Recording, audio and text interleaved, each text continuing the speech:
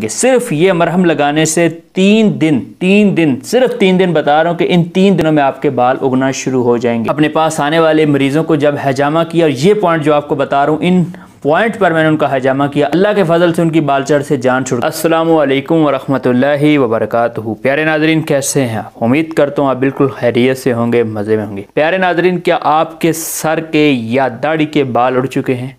और क्या आपके सर में छोटी छोटी फिंसियाँ बनती हैं? और क्या आप भी इस मर्ज से तंग हैं और चाहते हैं कि इस मर्ज से हमारी जान छूट जाए? तो प्यारे नाज़रीन, आज की वीडियो पूरा देखिए, मैं आपको बताऊंगा इसका मुकम्मल इलाज, साथ ही आपको इसके लिए हैजामा के बेहतरीन पॉइंट्स से आगाह भी करूंगा। और प्यारे नाज़रीन, सबसे पहले तो बात करते हैं कि बालचर क्या है। सर के किसी हिस्से से बाल झड़ जाने को बालचर कहते हैं। इस मर्ज में पहल सर की जिल्द में छोटी छोटी फिंसियां पैदा होकर दाग सा बन जाता है। फिर इन फिंसियों के खुश्क होने पर भूसी जड़ने लगती है और साथ ही सर या दाढ़ी के बाल झड़ने लगते हैं कि जो बड़े अजीब लगते हैं। मरीज इसके लिए मुख्तलिफ टोटके, मुख्तलिफ अद्वियात इस्तेमाल करता है, लेकिन फ़ायदा होने की बजाय बाज़ औक़ात नुकसान भी मरीज उठा लेता है। प्यारे नाज़रीन, ये तो थी इसकी अलामात। अब आते हैं इसके असबाब की तरफ। सबसे बड़ा सबब है सर्द खुश्क एशिया का ज़्यादा इस्तेमाल करना। ऐसे मरीज़ को 2 नंबर ग़िज़ाओं से यानी उज़लाती आसाबी ग़िज़ाओं से दूर रहना चाहिए, और 3 नंबर और 4 नंबर ग़िज़ाओं यानी उज़लाती गुद्दी और गुद्दी उज़लाती ग़िज़ाओं का इस्तेमाल मरीज़ को ज़्यादा करना चाहिए। इसके लिए सबसे बेहतरीन दवा नुस्खा जो मैं लाया हूँ वो अपने पास नोट कीजिए। 3 शदीद। 3 शदीद क्या है?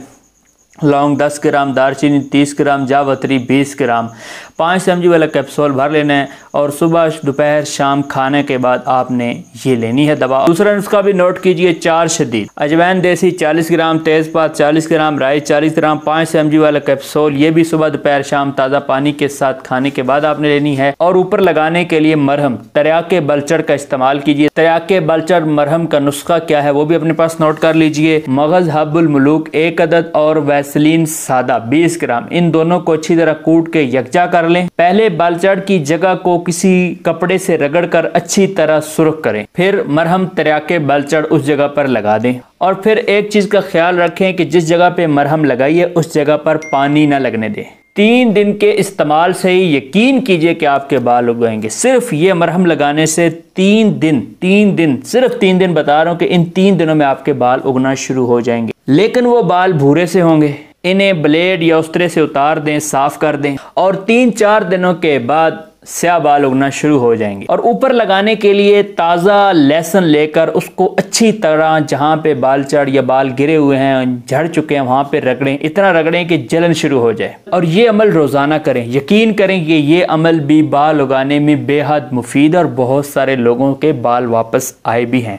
और साथ ही इसके लिए आप हैजामा ज़रूर लगवाएं। हैजामा के लिए सबसे बेहतरीन पॉइंट, और यकीन कीजिए कि जो पॉइंट मैं आपको बता रहा हूँ ये मैंने खुद अपने पास आने वाले मरीज़ों को जब हैजामा किया, और ये पॉइंट जो आपको बता रहा हूँ, इन पॉइंट पर मैंने उनका हैजामा किया, अल्लाह के फजल से उनकी बालचड़ से जान छुड़की। 1 55 11 तो जरूर लगाएं। और साथ ही जहां पर बाल नहीं है, मिसाल के तौर पर अगर उसके दाढ़ी की किसी जगह पे बाल नहीं है, सर में किसी जगह पे बाल नहीं, उसी जगह पर हैजामा कीजिए।